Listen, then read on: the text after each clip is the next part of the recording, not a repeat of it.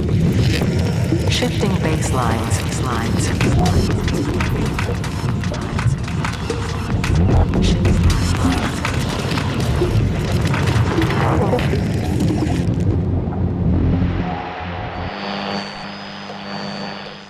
Welcome to Shifting Basslines, a podcast on sustainability and club culture dedicated to creating awareness, sharing knowledge, and diving into the complex relationship between the planet and raving.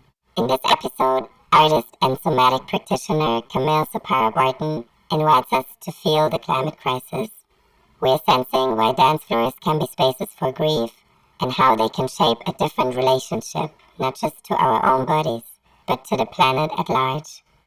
We hope you feel inspired while listening. Thinking about the impact of human behavior on the planet can be tough. Please be gentle with yourself when engaging with the content we are sharing with you. Take breaks when needed, play your favorite record, or drink some water. If you want to learn more about the project, please visit refugeworldwide.com/artists/shifting-basslines.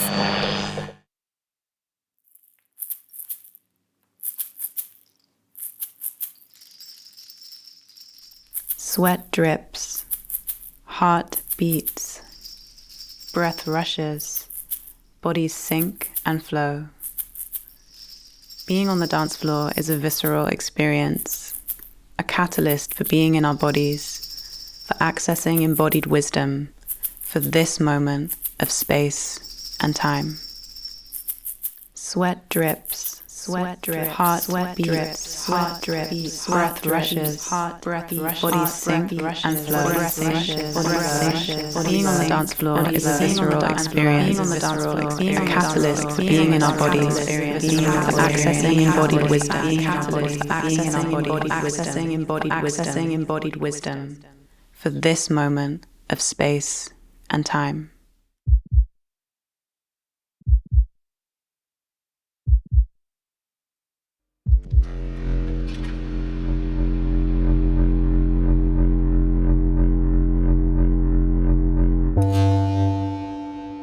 If the dance floor is a portal, where does it take your body and mind? Towards an escape from this reality, or a deepening into the present moment, the magic and latent power that is available to us when we connect and move together?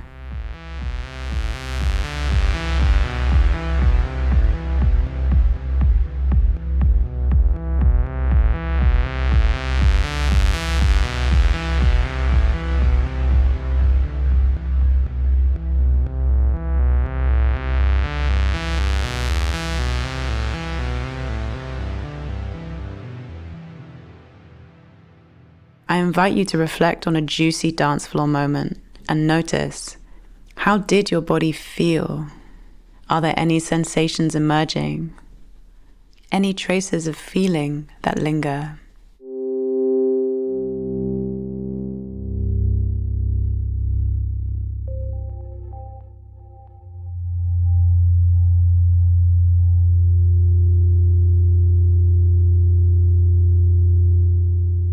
My name is Camille Sapara Barton. I'm a writer, artist, and embodiment practitioner that is dedicated to creating networks of care and livable futures.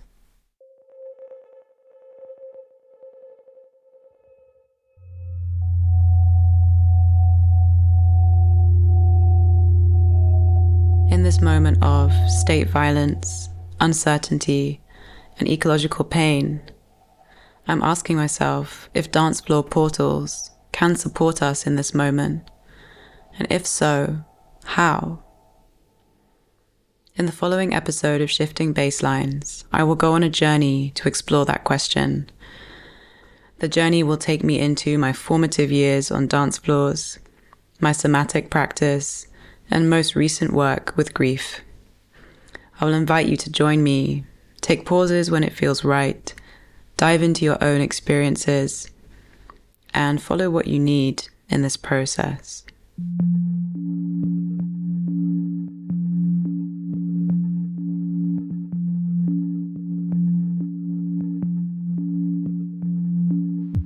As a teenager, raves and clubs were my therapy. Club culture became a lifeline of sorts, a much-needed pressure release valve amidst the demands of academically rigorous, compulsory education and trying to stay alive.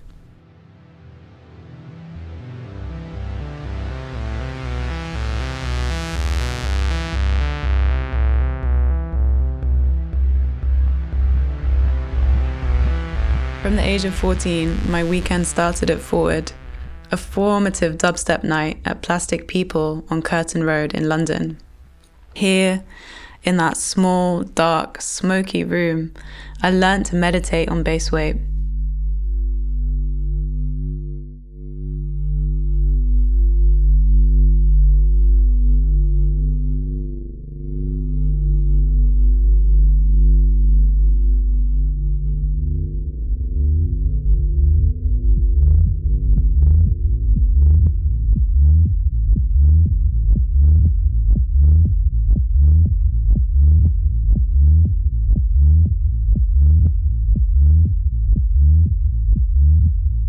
Like many teenagers suffering from depression, I didn't have access to therapy or other spaces to work through what I was feeling.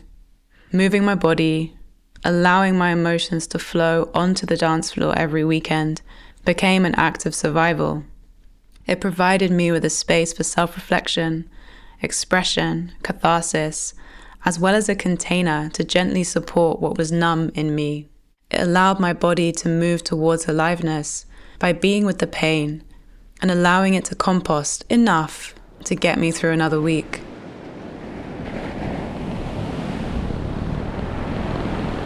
My clubbing rituals enabled me space to prioritize desire and pleasure in every gesture and articulation of my body, to feel good enough without having to prove myself, strive towards anything, or be productive. It gave me a space to breathe and to be, a safe enough container to get into conversation with the parts of myself that were often hiding in the back of my consciousness, keeping a low profile so the hardened, tougher parts, so essential to my daily functioning at the time, could keep the show on the road. Club culture gave me a glimmer of hope, a delicious safety net that got me through my teenage years, coping with school and the existential anxiety of living in a world with values I found morally dubious at best. The rhythm of bodies finding ways to flow together, to sync in pleasure, co-regulate on bass weight, and gyrate to the beat of the drum was a living example that a different world is possible. We can share space in harmonious ways. We can find a collective pulse and move towards aliveness together. We can find a collective pulse and move towards aliveness together.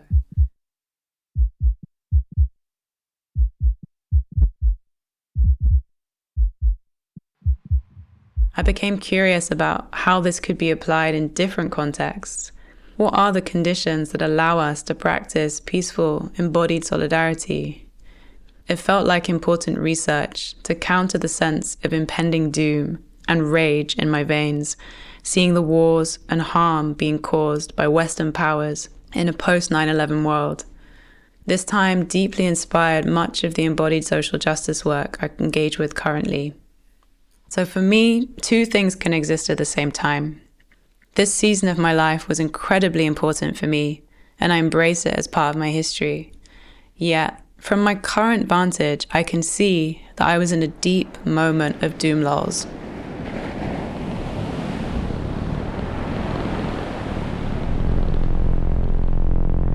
Doom lulls as in laugh out loud, can be defined as the ongoing pursuit of peak experiences to distract yourself from the sense that the world is doomed and interventions to change it are pointless. I was so depressed in daily life that getting my kicks on the weekend became the only thing I really looked forward to. As a result, I was always thinking about the next party, rave, or club night. My mentality was, the world is fucked anyway, so we may as well have a good time.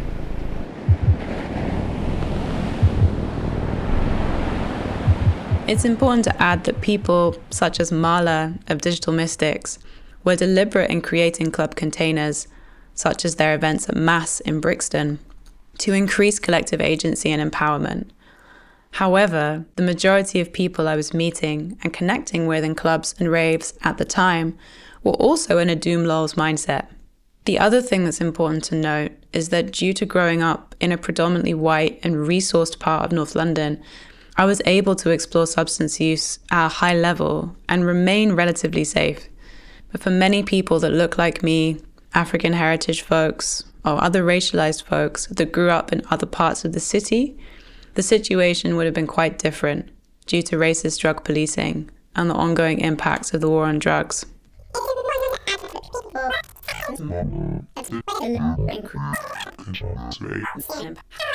The majority of people I was meeting and connecting with clubs. In my mid-20s, I moved to Berlin with the desire to actually be in the club more, to dance more, and to really prioritize DJing, which had been a kind of secret love for many years of my life. And I was in a different space at this time and had quite a different relationship to the club by the time I moved to Berlin. But I really noticed that there seemed to be a strong thread of nihilism running through Berlin's club culture.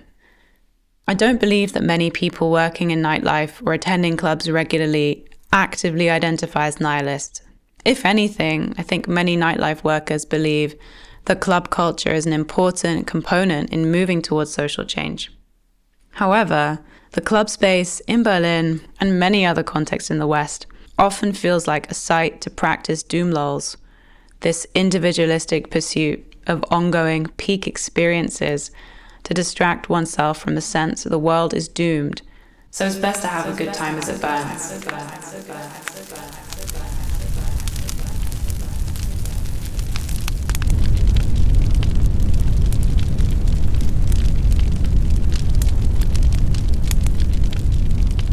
What if we could harness the dance floor energy that we create to actually inspire collective agency, meaning making, and give us energy to try and change the social conditions that are creating harm in our communities as well as on systemic levels?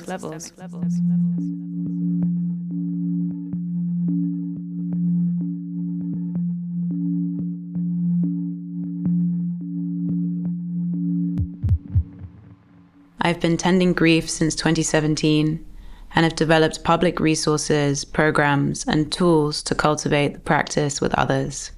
My sense is that, given the amount of changes taking place in the environment, given the harms of ecocide and the very real mental and emotional health challenges that can arise as a result of bearing witness to the level of destruction that we're seeing in our ecosystems, in our environments, it felt important to be able to seed practices for grief tending within spaces and movements organizing for environmental justice. My debut book, Tending Grief, Embodied Rituals for Holding Our Sorrow and Growing Cultures of Care and Community, contains grief practices and context that I hope will be useful in the years ahead for people in and outside of movement spaces.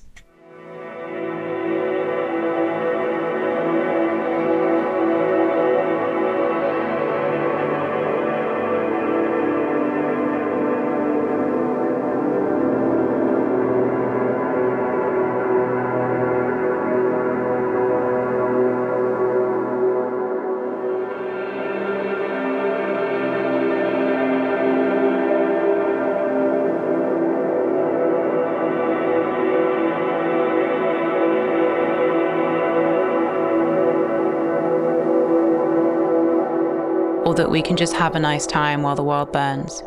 I'm concerned that, in many ways, club culture seems to be a space that's facilitating a lot of grief processing, whether people are consciously aware of it or not. And I'm curious about how the club space could actually provide a container to connect us to our agency, to allow us to gently feel into the grief that may be there, and to move it through our bodies using dance, using the collective catharsis of the dance floor.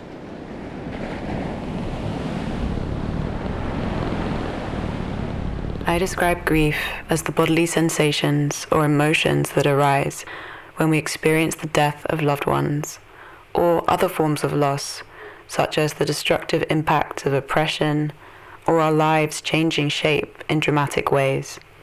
I agree with Malkia Devich-Cyril that grief is not the opposite of love. Grief is the opposite of indifference. Tending our grief or being in conversation with it can lead us out of numbing and make space to feel a wider range of emotions, including pleasure, love, and intimacy. There are many forms of grief that we may be experiencing. Forms of collective grief that come to mind for me are climate grief or eco-anxiety, the grief of colonization, systemic trauma and harm, such as racism, ableism, transphobia, the grief of lost homelands, the grief of the war machine, the grief of working so hard to exchange our labor in an economic system that doesn't allow many of us to survive, let alone thrive. But one thing is clear, that in the West, we don't have many spaces to be with grief, to talk about it, let alone process it in community. It's not an emotion that is celebrated or encouraged. It is mostly seen as something that we need to process and get over quickly in order to become productive workers again. As a result, when we feel grief arise, many of us may feel a sense of shame, may feel isolated, may feel as if we're failing because we're not able to produce or work at the same rate as we can when we're in other states. Two ancestors that have deeply inspired the way I think about grief are Malidoma Some and Sobonfu Some. Malidoma and Sobonfu are both ancestors of the Dagara tribe. The Dagara people are indigenous to what we now call Burkina Faso in West Africa.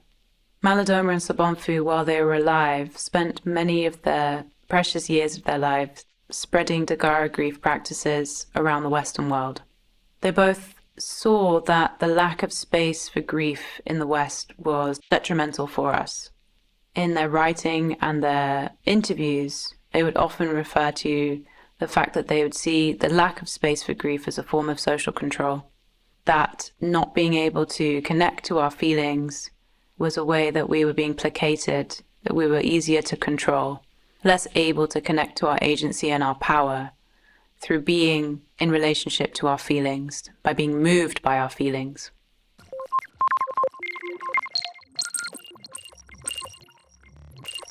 In life, it is necessary to grieve those things that no longer serve us and let them go. When I grieve, I am surrounded by family reassuring me that the grieving is worthwhile, and I can grieve as much as I want. We experience conflicts, loved ones die or suffer, dreams never manifest, illnesses occur, relationships break up, and there are unexpected natural disasters.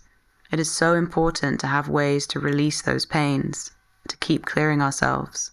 Hanging on to old pain just makes it grow until it smothers our creativity, our joy, and our ability to connect with others. It may even kill us. Often, my community uses grief rituals to heal wounds and open us to Spirit's call. Sobonfu Some.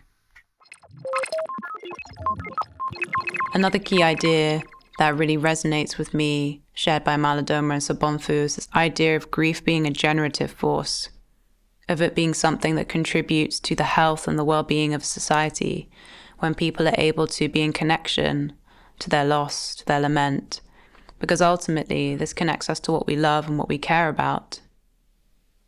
And so being in relationship to that is actually a supportive thing for society. In the Dagara context, it's actually taboo for people to miss the monthly grief tending ceremony. The Dagara believe that untended grief will actually become harm in the form of violence or other social ills. So they see it as necessary for everyone in the society to show up and regularly tend their grief.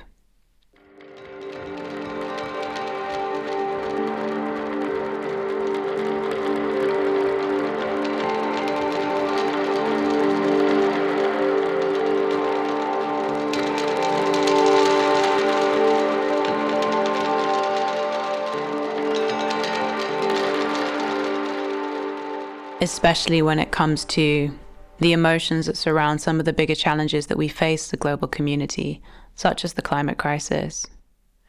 How are we going to respond adequately if we're unable to feel what is happening, if we're just too overwhelmed by it, and as a result need to pretend it's not happening, or just try and get out of our minds with altered states, or that we can just have a nice time while the world burns?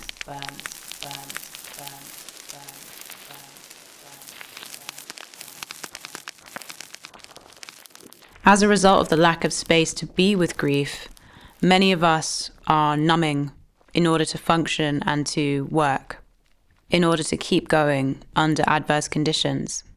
This can lead to many people being caught in a bit of a binary, where they're either completely numbing and disconnected from a lot of difficult emotions, unable to be with them as they arise, or in moments where the grief does come through, there can be a feeling of being completely flooded, overwhelmed, drowning almost in these sensations, which can then often lead to another round of numbing, bypassing, doing whatever is necessary in order to get away from the feeling.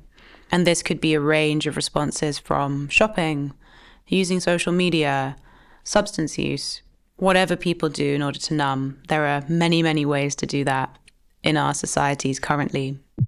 What if another way is possible?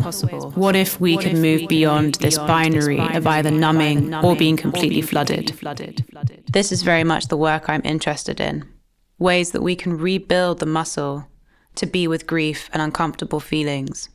Not to white knuckle it and just grin and bear it, but to really cultivate the skill to first resource our bodies, track what's happening on an embodied level, and then intentionally choose to move into our grief, to touch into it, and be with it for an amount of time that feels supportive. In my experience, tending grief as a regular practice can allow us to orient to the situation we find ourselves in, to really become aware of the dynamics we're in relationship to in our personal lives, but also within the broader social context. It can also support us to be more responsive rather than reactive, able to make choices that feel in alignment with what we care about, with our values. It can also support being able to feel a fuller range of emotions, and ultimately to help us to get clear on what we care about so that we can move towards that together.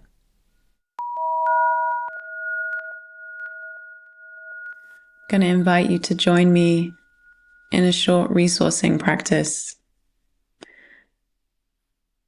If you would like to participate, I invite you to find a comfortable position for your body. This could be seated or standing, or some other position that feels good for you in this moment. I invite you to begin by just noticing any sensations arising in your body or mind. I invite you to notice any places where your body is feeling supported. This might be the soles of your feet against the floor,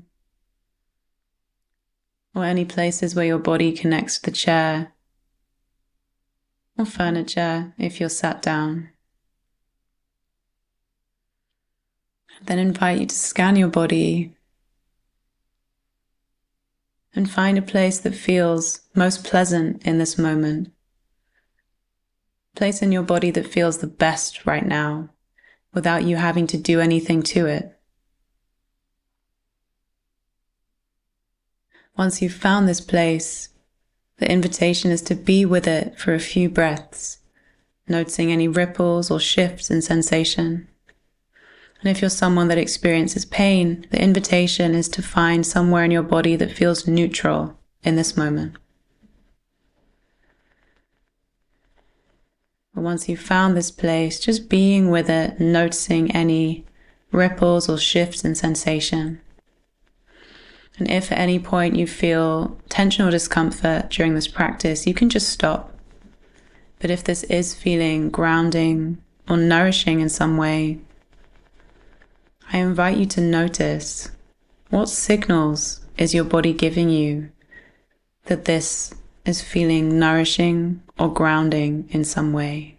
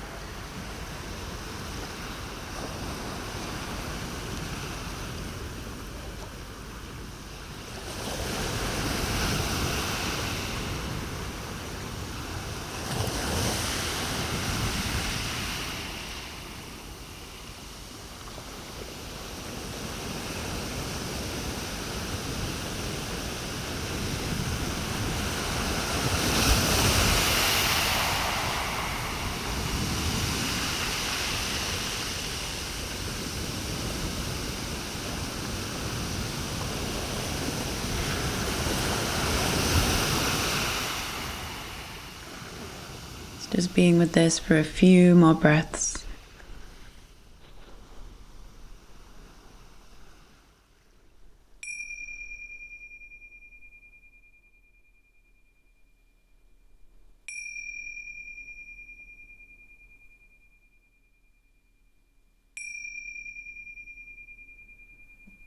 So when you're ready, gently bringing some movement into your fingers and your toes. And having a stretch, any kind of movement that feels good to transition out of the practice.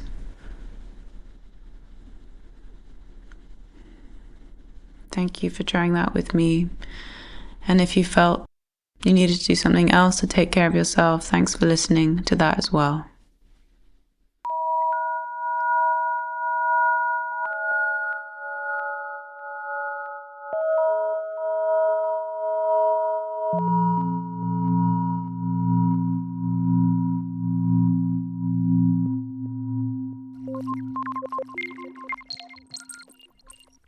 Growing up, I had the deep pleasure of being immersed in the treasures of sound system culture. Dub, reggae, and dancehall were played at home by my parents, and I was made aware of the ways these genres simultaneously make space for grief, political commentary, as well as pleasure. Historically, party spaces in the Afro-Caribbean context, in the lineage of sound system culture, have been used as sites of resistance to resource and build momentum for collective action, rather than for individualistic pleasure or doom lulls alone. Sound system culture began in Kingston, Jamaica in the 1950s. Uptown, in the financially resourced areas of Kingston, people with class privilege could access orchestras or live music for their leisure and recreation.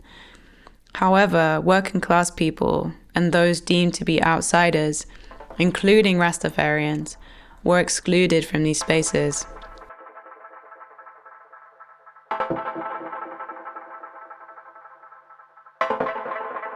As a result, sound system culture developed as a space to gather and celebrate for those who were excluded from musical or leisure spaces in dominant culture. Over time, sound systems began to play music from those within the community, such as roots reggae, which was not played at the radio at the time.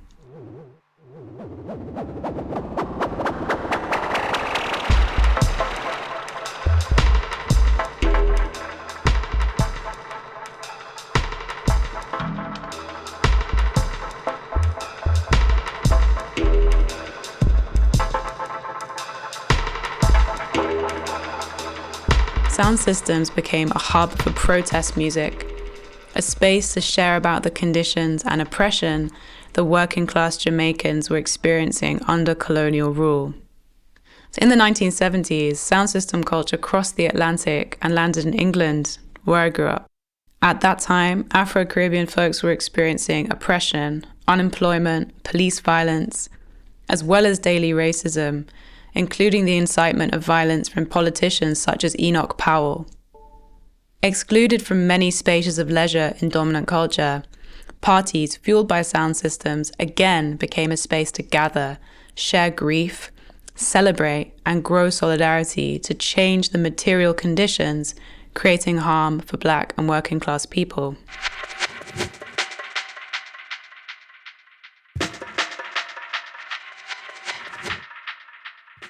Also feels important for me to uplift the work of Claudia Jones, the founder of Notting Hill Carnival in London. Notting Hill Carnival is currently the biggest carnival in Europe with over 2 million people in attendance. This event was birthed in response to racist attacks against Black people by white supremacist groups in the 1950s.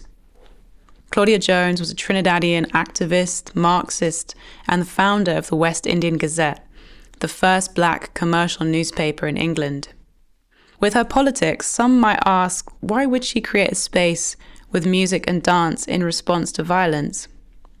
I believe that she ultimately understood the way that grief and joy are entangled, the need for pleasure to create capacity for collective change, as well as the role that dance has played for African heritage people for generations.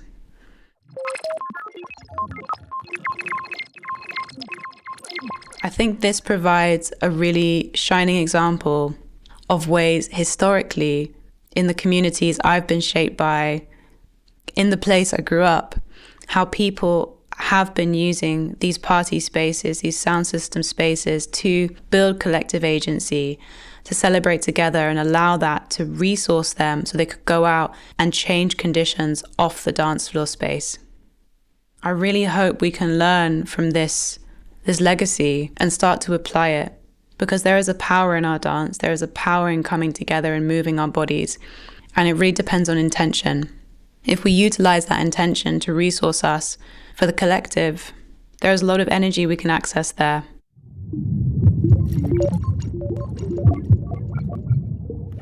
Australian researchers have published a study in the BMJ that shows that dancing outperforms SSRIs to treat depression.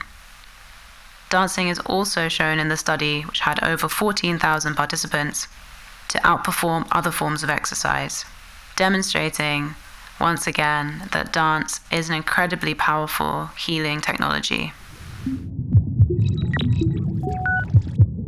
Given that grief tending feels like such a necessary thing to engage with in this moment in order to move through challenging sensations and get clear about what we care about, I'm curious about fusing dancing with grief practices. What if in context, on dance floors, we were able to notice the challenges moving within us, the difficult sensations present, and actually use a dance floor container as a way to move through some of those emotions, to process or make sense of them through movement, rather than mental reasoning. I feel there's a lot of exploration that can be done here to resource us, to get clarity, and use the catharsis of the dance floor to really process difficult things we may be holding, rather than just seeking to explore a peak experience or get to a new level of joy and bliss. What if this was a space where we could be moving between different states? Traversing the depths of grief when needed, moving towards joy and collective catharsis when that arises, without trying to push it or focus on that as the only pathway.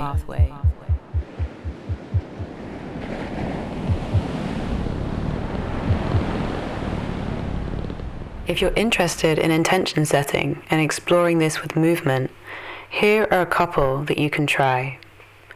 I invite you to begin by tuning into your body, noticing any sensations. Then ask your body either of the following questions. Notice how your body responds in sensations, and have a movement conversation based on your needs. The first one: what do I need to call in? What do I need to call in to resource me, to support me in this moment? If you're working with this intention, the invitation is to move in a way that allows you to call this in to your body through movement and bring this energetic quality through. The second is, what do I need to release? What do I need to release? The invitation is to release as best you can through movement. You can allow yourself to shake, to moan, to do whatever supports you to start releasing what is too heavy to carry the weight of through your dance exploration.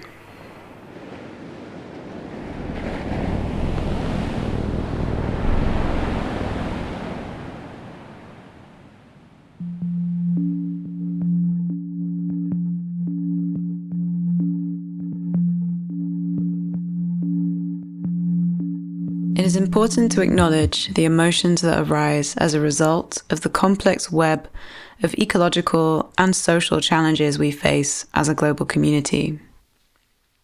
Given that so many of us are conditioned to numb in the West, many of us actively suppress such feelings from arising.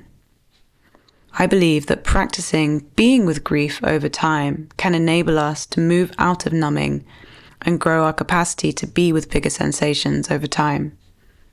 This can support us to orient to the moment we find ourselves in and, hopefully, make decisions that reduce and repair harm rather than perpetuate the problems we are navigating.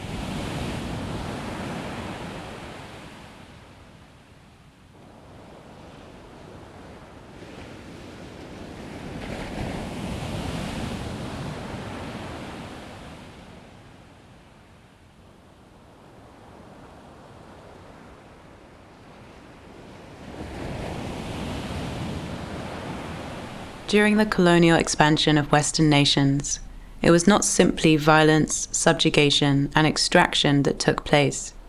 Relationships to land and relationships between people and more than human kin were broken and subverted to support the needs of the market. As Rupa Maria reminds us in Inflamed, colonialism has fundamentally altered our relationships with the web of life, and we are all living with its consequences. When Europe began its pillage of the Western Hemisphere in 1492, indigenous cosmologies of reciprocity, relationships of care for water, land, and living beings were uprooted, replaced with a worldview animated by domination, exploitation, and profit. Scholar and environmental activist Vandana Shiva calls the situation we live with now, as a result of colonization, eco-apartheid. Eco-apartheid is the belief that humans are separate from nature, acting as her conquerors, masters, owners. This separation is one of the major drivers of extinction and biodiversity loss. Another way of talking about this is calling it ecocide.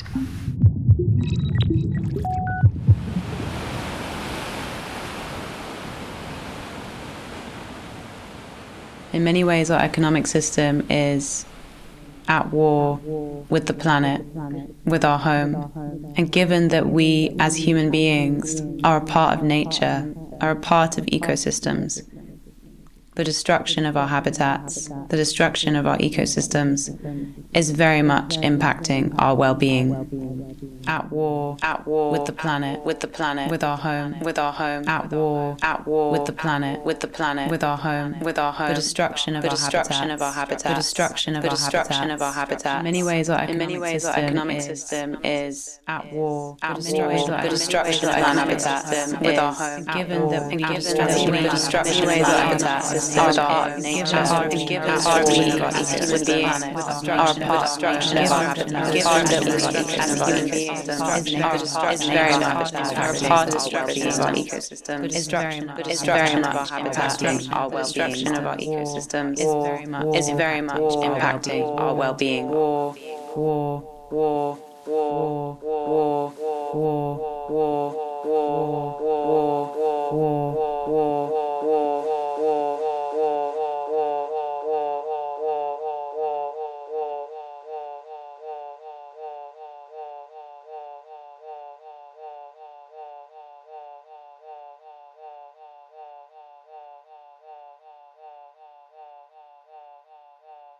One of these ways we're being impacted can be thought of as eco-anxiety. The ongoing thoughts, concerns, worries, that we may not have a livable planet within our lifetimes.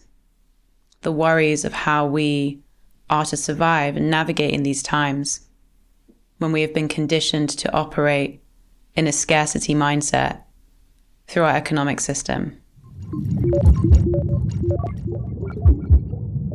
In a recent study by Lancet Planetary Health, 10,000 young people between 16 and 25 in countries around the world were surveyed about their feelings around the future and climate change. 55% of those surveyed said that they felt humanity was doomed, and this is in large part due to the climate crisis. Some theorists also believe that social media has a large part to play in the ways that young people are feeling about the state of the world. Because of digital echo chambers and an overabundance of information, Generation Z, the largest generation, is becoming increasingly nihilistic, understanding life to be devoid of meaning, believing all knowledge is subjective, and that humanity is inevitably doomed. We are consistently being reflected with this idea that there is no other way of being, and no other ways of living are possible. And this ultimately reinforces this universal worldview, which I believe is increasing this sense of no meaning, that there being no essential reason to live, beyond the principles of resource extraction, wealth accumulation, and private property. So what does it look like to move out of this, to move beyond this? Move beyond this. Out of this. Beyond this.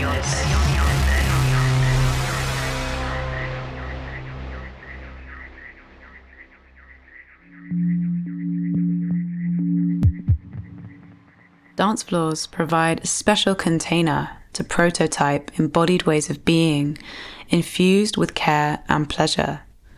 We can write our own rules and revel in the playgrounds we create for ourselves. The question is, who is able to play with us? Which bodies do we normalize and include, and which bodies are excluded due to access needs not being considered, let alone met?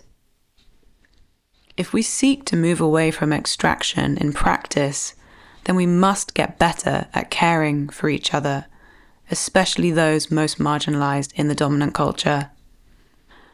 As a result, I'm curious about what it could look like to weave accessibility into dance spaces so that disabled and chronically ill folks can revel in and enjoy these moments of connection and collective catharsis.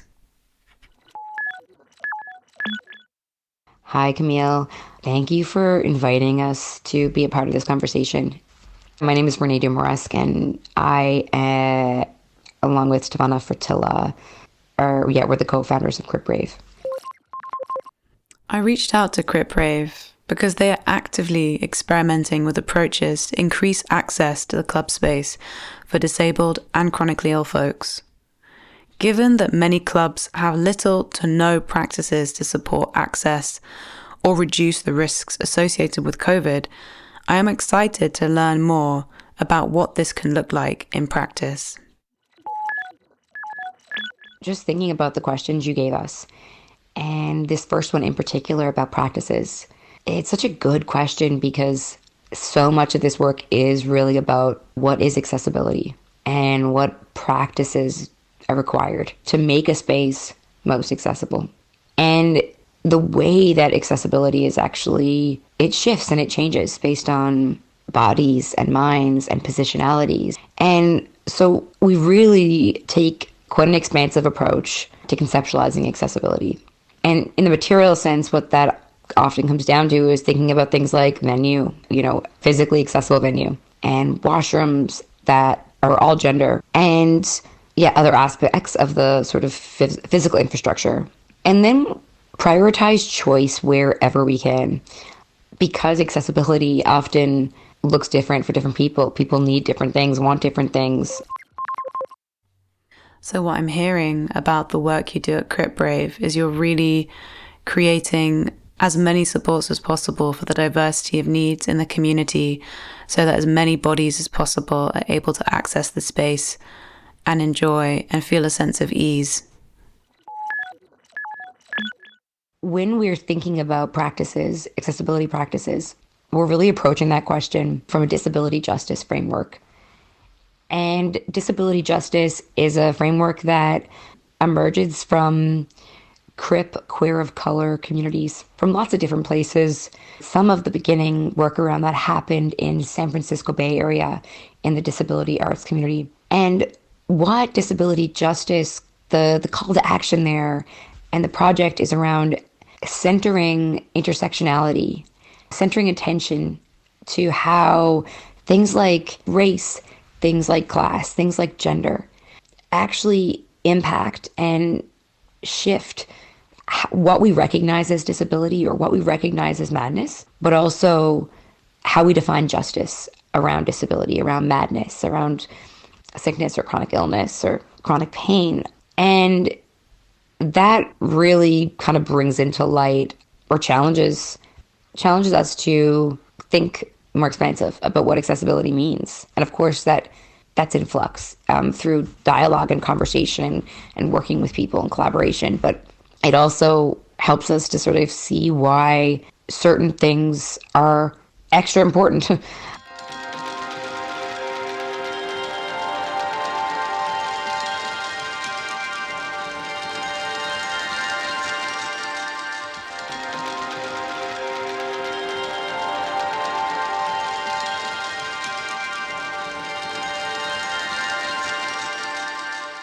And it also makes us think about the intersection between disability justice and economic justice, and the way that people who are disabled are way more likely to be poor or working class for all kinds of reasons, and thus the way then that making events more accessible for people economically is also a disability justice issue. And that, of course, also shifts in ways when we're thinking about additional intersections there. Thank you for naming that. That's really, really helpful. I'm wondering, given the ongoing ripple effects of COVID-19 and the ways we're still orienting to that and really sort of having to learn what accessibility means in different contexts, could you share some of the practices that promoters and bookers could be using to actually create more accessible club spaces in light of COVID-19? You know, in an ideal world, promoters will provide masks and tests and share their COVID policies and practices and accessibility information. There'd be HEPA filters and everyone would be wearing masks. They would have mask mandatory policies. For our events that have been in person since the pandemic began, we've taken that approach of having a mask mandatory policy. But what we found is that even with that, it's been really difficult to enforce, for lack of a better word. You know, the tension that we're navigating is that most people are not masking these days when they go to raves. And so it raises the question, what do we do with that? How do we navigate that in a way that reduces harm? The more we can do to all take care of one another is really the dream.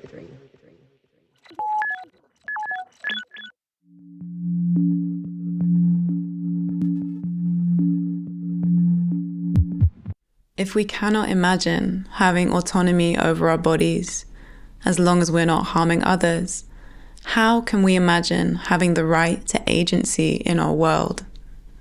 How can we imagine the right to clean water, healthy soil, and an environment that can support livable futures for the next 7 generations to come? An environment that makes us feel welcome, enables us to stay present and receive care, rather than needing to escape for our own protection.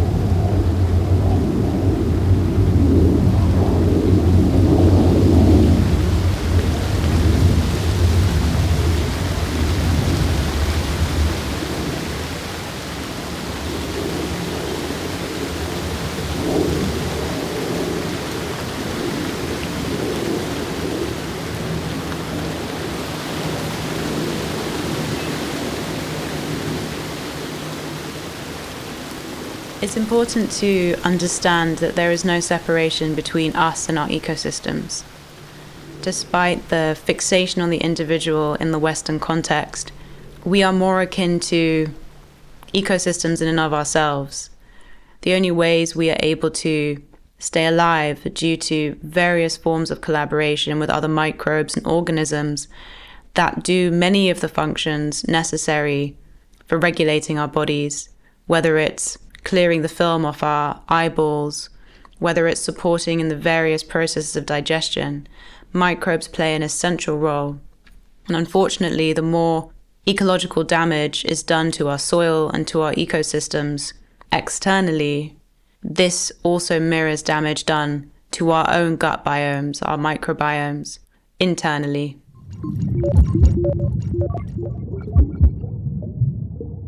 To illustrate this further, I want to read another quote from Inflamed by Rupa Maria and Raj Patel. How we treat the soil reflects what will eventually happen in our own gut.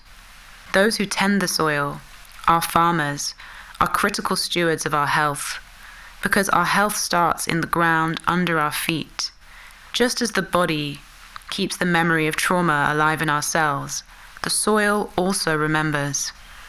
Microbes are a part of that living memory, ancestral beings that travel, in whole or in part, through the spaces around and inside us, circulating life from the soil to the body and back again.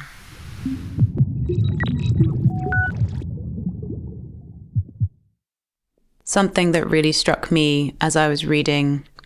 And so if we don't foster the right conditions for this microbe to thrive, then we are unlikely to access the amount of serotonin that we need in order to feel somewhat happy, content, and able to access joy and pleasure in our lives. There are so many entanglements that science is just catching up to ultimately reinforce what many indigenous peoples have claimed to know for thousands and thousands of years, that there is no separation between the land and us. We are all ecosystems, interconnected, and the health of one affects the health of all. We're ready to compost Babylon, compost Babylon, compost Babylon, compost Babylon. With our ancestors, compost Babylon, compost Babylon. With the elders, compost Babylon, compost Babylon. With the orcas, compost Babylon, compost Babylon. With the plantkin, compost Babylon, compost Babylon. And mycelium, compost Babylon, compost Babylon. Together we are strong. For those that struggle to feel the possibility of anything else, I'd like to share this quote by science fiction author Ursula Le Guin. We live in capitalism. Its power seems inescapable. So did the divine rights of kings. Any human power can be resisted and changed by human beings. Resistance and change often begin in art, and very often in our art, the art of words.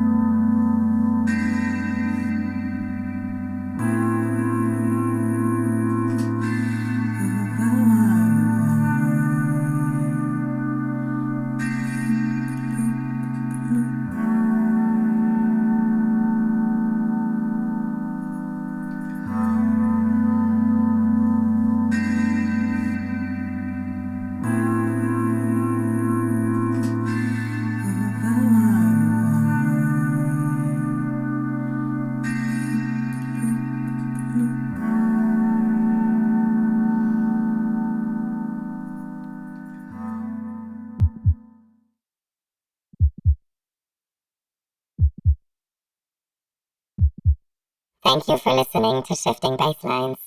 Curation and narration of this episode, Camille, Sapara, Barton. Idea, concept, and creative production, Kerstin Meissner as part of her research fellowship at the Research Institute for Sustainability, Helmholtz Center, Potsdam. Sound design and composition, Yuliia Vlaskina.